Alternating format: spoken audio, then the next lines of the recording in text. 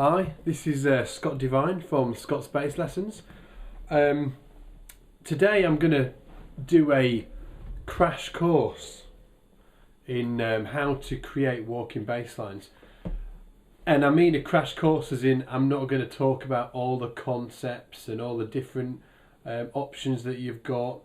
I'm basically going to take you through just something to get you going, just something to get you on your way. So you understand what a walking bass line is and how to actually construct one and how it's made up. And the first thing you need to do is you need to know your arpeggios. You don't need to know an insane knowledge of them, but you need to know a few on the instrument. You need to know your basic. There's only 4 arpeggios pretty much. Major arpeggio, dominant 7 arpeggio, minor arpeggio, and your half diminished arpeggio. So they're the main 4. I'm not going to really talk about them today at all because there's a ton of different tutorials out there that will take you through, how to learn your arpeggios on the bass and all that kind of stuff.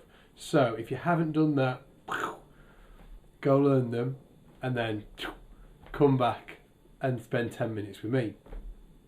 For those that do have an understanding of how an arpeggio works and what one is, stick around and we might be able to sort of come up with something. So what is a walking bass line? First of all, a walking bass line is, well, we all know, we've all heard a walking bass line, or that's what I think they go like anyway. But what's the job of a walking bass line? A guitar player's job during a tune is to play the chords,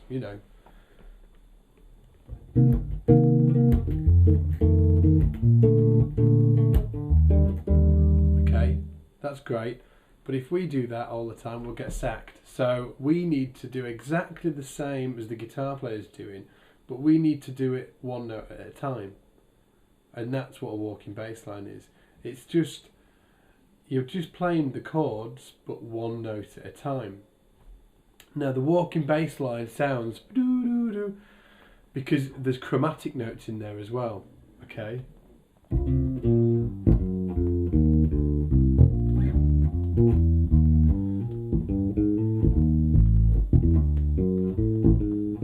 I'm not simply just playing the chords.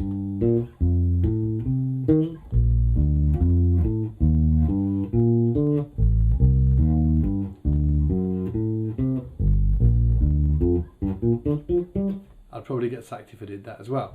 So what you need to be able to do is play the chords and put some chromatic notes in there as well, so the line, the bass line, is nice and smooth, but also the listener hears what the actual chord or harmony is. So arpeggios are just chords. I'm gonna have to switch this thing off. My mother again. So I've attached a PDF to this page on my website. So if you go to my website, click the PDF and you'll see the chords that we're going to be talking about. What I'm going to use to explain these concepts, or this one concept just to get you on the way, is the first 8 bars of Autumn Leaves. A lot of you might have heard of that tune before. If not, go check it out. Autumn Leaves.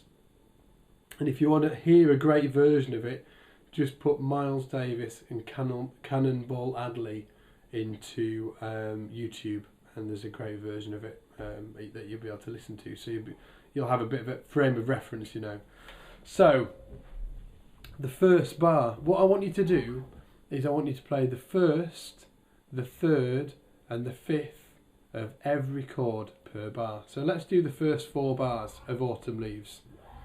First bar is C minor 7, and we're going to play the first, the third and the fifth. So C minor, remember, so we've got the minor third, not the major. Then we're going to play F7, root, third, fifth,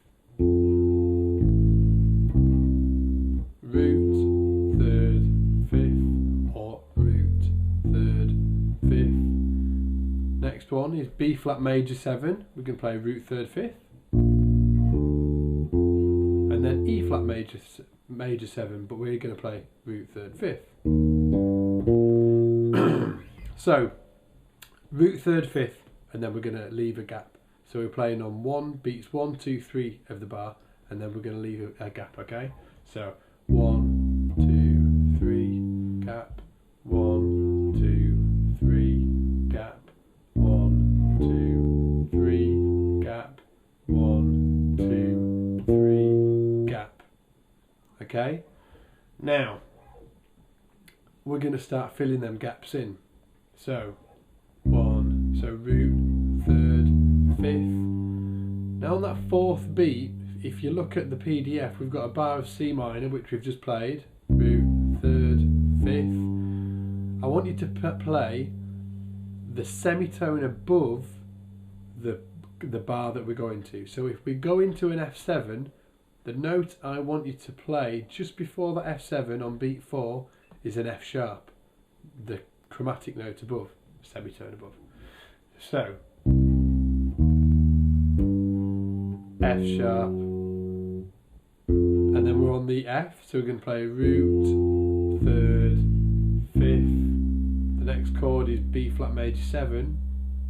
We're going to play the semitone above the B flat again on beat 4, which is a B, and then down to the B flat. So let's go through them 3 bars. Chromatic note, root 3rd 5th, chromatic note, root 3rd 5th, chromatic note, E flat, root 3rd 5th. So just to the E flat we've got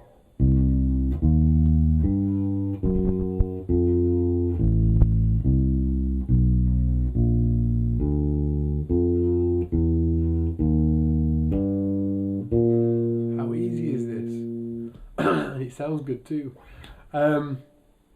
So we've done bar 1, 2, 3, 4. So we've done C minor, F7, B flat major 7, E flat major 7. So we've gone on the E flat major 7, root 3rd 5th on beats 1, 2 and 3. 1, 2, 3. Now the next chord is an A half diminished, A minor 7 flat 5. We need a note to go on the 4th beat, and we've been using the chromatic note above the chord that we were going to, but we're on the B flat now and we need to go to the A, and unless we're playing microtonal music, that doesn't exist on the bass. So we're going to have to go to the note below the chord that we're going to. So if on the E flat, we're going to go root 3rd 5th, and then a chromatic note below the A this time, below the target note, and that's, now we're on the A half diminished, or A7, A minor 7 flat 5, root 3rd 5th, and here we have the same problem again. We're on the E flat, which is the flat 5 of the A minor half diminished. We need to get a chromatic note in between here and the D, but the D's there, so we're going to play the note below the D. Chromatic note below the D is D flat, then root 3rd 5th on D,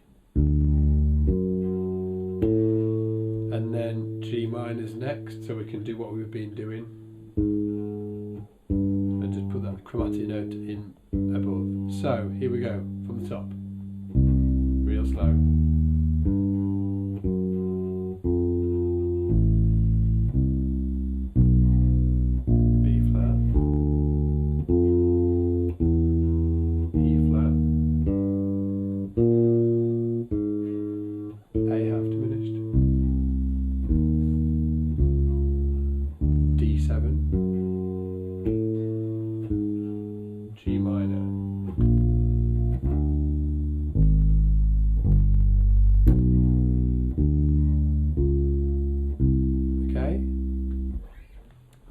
I'll just play it a bit faster so you can get sort of a feel of how it would feel sped up a little bit.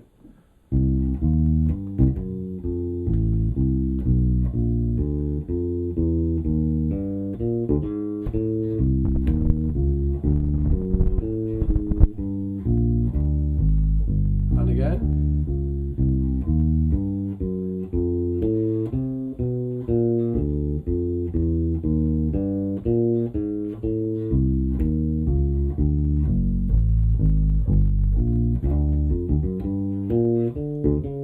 That's all I'm doing. All I was doing there, you heard me doing a few different things.